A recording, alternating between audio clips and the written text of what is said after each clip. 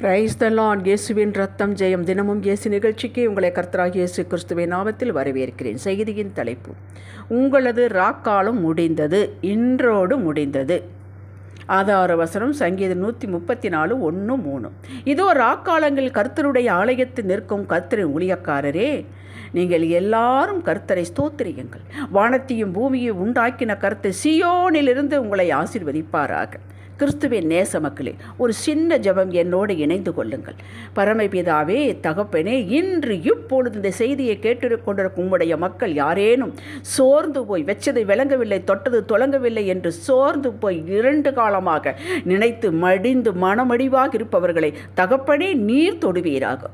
உமது வல்லமையின் வழக்கரம் அவர்களை எடுத்து நிறுத்துவீராக. அது மட்டுமல்ல, காரியங்களை கையூடி வர செய்து நான் உன்னோடு தான் இருக்கிறேன் என்பதை காட்டுவீராக. இயேசுவின் நாமத்தில் பிதாவே, ஆமென். ராக்காலம் என்பது ஒரு இருண்ட காலம், ஒன்றுமே புரியாத நேரம். எப்பக்கம் திரும்பினாலும் எதிர்ப்பு. நல்ல ஆலோசனை கேட்டு செய்தாலும் வாய்ப்பதில்லை. நல்ல நட்புகள், உறவுகள் கூட நம்மை பார்த்தது முகத்தை அந்நியர்கள் போல பாராமுகம் காட்டுவது. நல்லது செய்ய போனாலும் அது நமக்கு கேடாக வருவது. இது என்ன, பரலோகமே நம்மை எதிர்த்து நிற்பது போல இருக்கிறதே என்ற எண்ணம் தோன்றுகிறது. என்றைக்கோ ஒரு நாள் ஆலயத்துக்கு வருகிறான், தேவனுக்கு பிரியமில்லாத காரியத்தில் ஈடுபடுகிறான். ஆனால் மேலும் மேலும் செழிக்கிறான். நானோ என் குடும்பம் தேவனுக்கு பயந்து நடக்கிறோம். ஞாயிறு ஆராதனை ஒன்று கூட நாங்கள் விட்டதில்லை. பிள்ளைகளை கர்த்தருக்குள் தான் வளர்க்கிறோம். ஆண்டவரை தேடுவதில் ஒரு நாள் சோர்ந்து போய் விட்டதில்லை. இப்படி இருந்தும் என் காரியங்கள், ஜெபங்கள் கிணற்றுக்குள் போட்ட கல்போல் இருக்கிறதே, ஒன்றுமே புரியவில்லையே. கர்த்தரிடம் கேட்டாலும் பதில் இல்லை. மௌனமாய் அவர் இருப்பது போல இருக்கிறது. சில சமயங்களில் என்னை விட்டு விலகித்தான் போய்விட்டாரோ என்று எண்ண தோன்றுகிறது. இது ராக்காலம். டாக்டர்கள் சொல்லிவிட்டார்கள், கணவன் மனைவி உங்களிடம் ஏது குறையவில்லை, பின்ன ஏன் குழந்தை பாக்கியம் இல்லை? இது ராக்காலம். எத்தனையோ நன்மைகள் செய்தேன், அந்த நன்மைக்கு அந்த நபர் தேங்க்ஸ் கூட சொல்லவில்லை. இது ராக்காலம். எல்லா டாக்டரையும் பார்த்து விட்டேன், இந்த வியாதிக்கு ட்ரீட்மெண்ட் ஃபிக்ஸ் ஆகவில்லை. இது என்ன வினோதம்? இது ராக்காலம். இப்படி எல்லோருடைய வாழ்விலும் ஏதோ ஒரு காலகட்டத்தில் ராக்காலம் வருகிறது, வரும். இறந்தவனை உயிரோடு எழுப்பும் ஊழியக்காரர்கள் வாழ்விலும் இந்த ராக்காலங்கள் உண்டு. அன்பர்களே, உங்களை அழிப்பதற்கோ மனமடிவு செய்வதற்கோ புரியாமல் அலைந்து திரியட்டும் என்பதற்கோ அல்ல, உங்களை உயர்வை கொடுப்பதற்கும் பின் எல்லாவற்றிலும் ஒரு பலத்தோடு ஜாக்கிரதையோடு வாழ்வதற்குமே இக்காலம் ஆண்டவருடைய பிள்ளைகள் வாழ்வில் அனுமதிக்கப்படுகிறது. உங்களை ஊன்றி கட்டுவதற்காகத்தான் தரா காலம். ஒரு விதையை விதைக்கிறோம் பூமியிலே, சில நாட்களுக்கு அந்த இடத்தில் தான் விதையை ஊன்றினோமோ என்று சந்தேகப்படும் அளவிற்கு அங்கு ஒன்றுமே தெரியாது. சில நாட்கள் கழித்து பூமியை, மண்ணை பிளந்து கொண்டு வெளியே முளைத்து வருகிறது. ஒன்றுமே தெரியாமல் விதை உள்ளே சில நாட்கள் இருந்ததே பூமிக்குள், அதுதான் அந்த விதைக்கு டார்மென்ட்ரி பீரியட் காலம். உள்ளே அந்த விதை தன் மேனியை இழந்தது, மண்ணுக்குள் இருட்டுப்புக்குள் மாற்றம் அடைந்தது. புதிய மேனியை தரித்து கொண்டு மண்ணை பிளந்து கொண்டு திடமாக வளமாக முளைத்து வளர்ந்து பெரிய மரமாக ஆனது.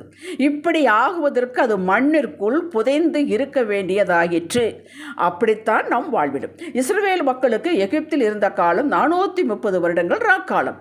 அடிமைகளாக இருந்தார்கள், எந்த தவறும் செய்யவில்லை. இது கர்த்தர் நியமித்த காலம். இது முடிந்ததும் அவரே வந்து அவர்களை விடுவித்து அவர்களது சொந்த இடமாகிய கானான் கொண்டு வந்து சேர்த்தார். அப்படி உங்களது குடும்பத்தில் எத்தனையோ வைத்தியம் செய்துவிட்டோம், இந்த நோய் கட்டுப்படவில்லை.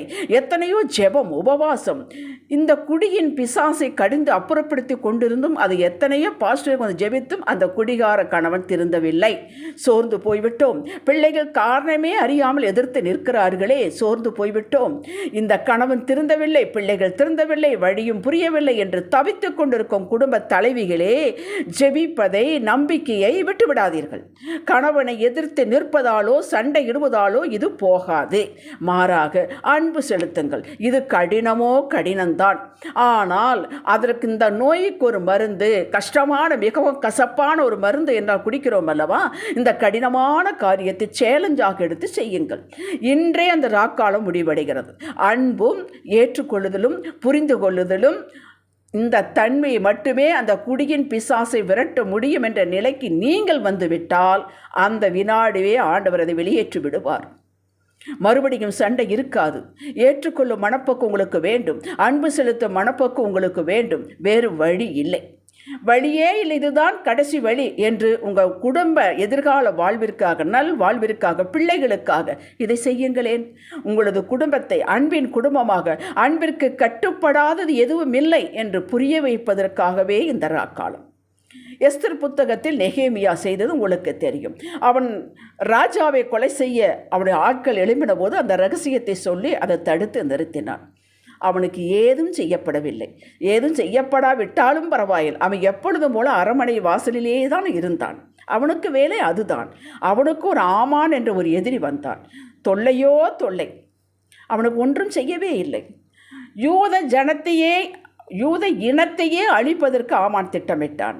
அந்த நேரத்தில் ராஜாவுக்கு தூக்க வரமில்லாமல் செய்து டைரியை படிக்க வைத்து, இந்த நெகேமியாவுக்கு ஏதாவது நம்ம செய்தோமா என்று கேட்க வைத்து, ஒன்றும் செய்யவில்லை என்று சொல்லும் பொழுது ஆமானையே கூப்பிட்டு, நான் விரும்புகிறேன், நான் மகிமைப்படுத்துகிறேன், நான் கனப்படுத்துகிற ஒருவனுக்கு எப்படியெல்லாம் செய்ய வேண்டும் அதை செய் என்றான். அவன் நமக்குத்தானாக்கு இருக்கும் என்று எல்லாவற்றையும் ஏற்பாடு பண்ணினான். நெகேமியாவை உயர்த்தினான். அது மட்டுமா, அந்த ஆமானை முற்றிலுமாக அழித்தார்கள். படித்து பாருங்கள் எஸ்தர் புத்தகத்தில்.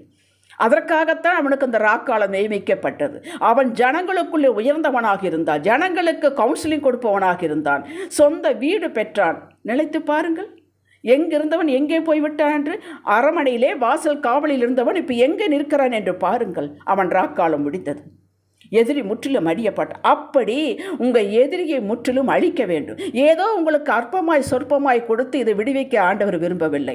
மகா பெரிய கணத்தை கொடுத்து உங்கள் எதிரியை முறியடித்து வெட்கப்பட செய்து அவன் கண்களுக்கு முன்பாக உங்களை மேன்மைப்படுத்தவே இந்த ராக்காலம்.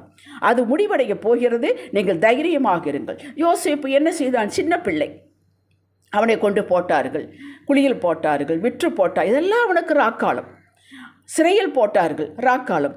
அங்கு சொப்பனத்திற்கு பதில் சொல்லி, நீ வாழ்ந்திருக்கும் போது என்னை நினைச்சுக்கப்பா என்று சொன்னான். ஆதியாகமம் 40ஆம் அதிகாரம் 14-23 வாசித்துப்பார். அவன் மறந்து விட்டான். 2 வருடங்கள் மறந்து விட்டான்.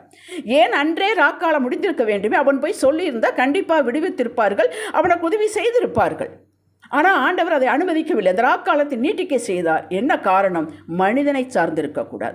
இவன் தாங்க எனக்கு உதவி செய்தார், அவர் தாங்க எனக்கு உதவி செய்தார், கை நீட்டி சொல்லும் அளவுக்கு யாருடைய மனித உதவியும் இல்லாமல் உங்களை கொண்டே, உங்கள் ஞானத்தை கொண்டே, உங்கள் நல்ல தனத்தை கொண்டே உங்களை மேலே உயர்த்துவதற்கு ஆண்டவர் காத்திருக்கிறார். ஆகவே இந்த ராக்காலம் நீட்டிக்கப்பட்டு விட்டது. இவ்வளவு காலமாக முடிவடைய போகிறது, சமீபமாக முடிவடைய போகிறது. 1 சாமுவேல் 1:15 அன்னாள், அவளுக்கு குழந்தை இல்லை. கர்த்தரே கற்பத்தை அடைத்து விட்டார். ஏன் அடைக்க வேண்டும்? அவளுக்கு ராக்காலம். அவள் 44 நாள் மிகவும் இழிவாக எண்ணப்பட்டாள். அழுது கொண்டே இருப்பாள். அவள் ஒரு நாள் ஜெபித்தாள், பொருத்தனை பண்ணி ஜெபித்தாள். பொருத்தனை பண்ணி ஜெபிக்கட்டும் என்று காத்திருந்தார் ஆண்டவர்? இல்லை. அவர் ஒரு நேரத்தை வைத்திருந்தால். சாமுவேல் தீர்க்கதரிசி பிறக்க வேண்டும், அவன் நியாயாதிபதியாக, தீர்க்கதரிசியாக, ஆசாரியனாக இருக்க வேண்டும் என்பதற்கு ஆண்டவர் காத்திருந்து சரியான நேரத்தில் அவனுக்கு கொடுத்தார். ராக்காலம் முடித்தது. அப்படி உங்களுக்கு சரியான நேரத்தில் கொடுக்க வேண்டும் என்பதற்காகத்தான் இருக்கிறவர்களே, உங்கள் மேல் குற்றம் சாட்டுவதற்காக அல்ல. நீங்கள் அப்படி சோர்ந்து போகாதீர்கள். ஹல்லேலூயா. யோவான் 11ஆம் அதிகாரத்தில் படித்து பாருங்கள். அங்கே மார்த்தாள் மரியாளுடைய சகோதரன் லாசரு இறந்து விட்டான் சொல்லி அனுப்பினார்கள். மிகவும் நேசிப்பார், அந்த குடும்பத்தை நேசித்தார். வரவில்லையே, 2 நாட்கள் தங்கிவிட்டார், இறந்து விட்டான். ராக்காலம். இறந்து விட்டால் முடிந்தது என்றுதானே அர்த்தம். அதாவது நீண்ட ராக்காலம் என்றுதானே அர்த்தம். அவர்கள் வாழ்விலே வெளிச்சம் இல்லை என்றுதானே அர்த்தம். வந்தார் ஆண்டவர். இது தேவனுடைய மகிமை வெளிப்படுவதற்காக என்று எழுப்பி கொடுத்தார். அப்படி உங்களதை உயிர்ப்பித்து கொடுப்பார். எதெல்லாம் செத்து போய்விட்டது, இனி வழியே இல்லை, முடிந்து விட்டது என்று இருக்கிறீர்களோ அவற்றையெல்லாம் உயிர்ப்பித்து ஒன்றொன்றாக உயிர்ப்பித்து கொடுக்க போகிறார். உங்கள் ராக்காலம் மிகவும் வெளிச்சமாக, என்றென்று வெளிச்சமாக, மகிமையின் வெளிச்சமாக இருக்க போகிறது. ஹல்லேலூயா. சீஷர்கள் அப்போஸ்தலர் நடவடிக்கை புஸ்தகத்தில் எடுத்து பாருங்கள். 7-8 அதிகாரங்களை படித்து பாருங்கள். அப்போஸ்தலர்கள் பயந்து கொண்டு தான் ஊழியம் செய்து கொண்டிருந்தார்கள். சீஷர்கள் பயந்து கொண்டு தான் ஊழியம் செய்து கொண்டிருந்தார்கள். அவர்களை சிதறடிக்கப்பட்டார்கள். எங்கும் அப்போஸ்தலர் அந்த 12 பேரை தவிர மற்ற எல்லாரும் சிதறடிக்கப்பட்டார்கள். அது அவர்களுக்கு ராக்காலம். ஒன்றுமே தவறு செய்யவில்லையே, ஆனாலும் சிதறடிக்கப்பட்டார். ஊராக போனார்கள். அது ஆண்டவர் நன்மையாக மாற்றி கொடுத்தார். சுவிசேஷம் உலகம் எங்கும் பரவ வழி உண்டாக்கினார். அப்போஸ்தலர் 8ஆம் அதிகாரம் 3-4 வசனங்களை வாசியுங்கள். அவர் அப்படித்தான் நினைத்திருப்பார்கள், நம்ம சொந்த ஊரை விட்டு போகிறோமே, இது ஒரு ராக்காலமாக இருக்கிறது என்று. ஆண்டவர் அப்படியே மாற்றினார். ஒவ்வொரு சீஷனையும் ஒரு பெரிய ஊழியக்காரனாக மாற்றினார். சபைகள் ஸ்தாபிக்கப்பட்டது. அப்படித்தான் உங்களுக்கு சிதறடிக்கப்படுகிறோமே, நாம் ஒன்றும் செய்யவில்லையே, துரத்துகிறார்களே என்று நினைக்கிறீர்களோ, சோர்ந்து போகாதீர்கள். உங்களை நிலைநிறுத்தவே, எல்லாருடைய தலைகளுக்கும் மேலாக உங்களை நிலைநிறுத்தவே இந்த ராக்காலம். ஹல்லேலூயா.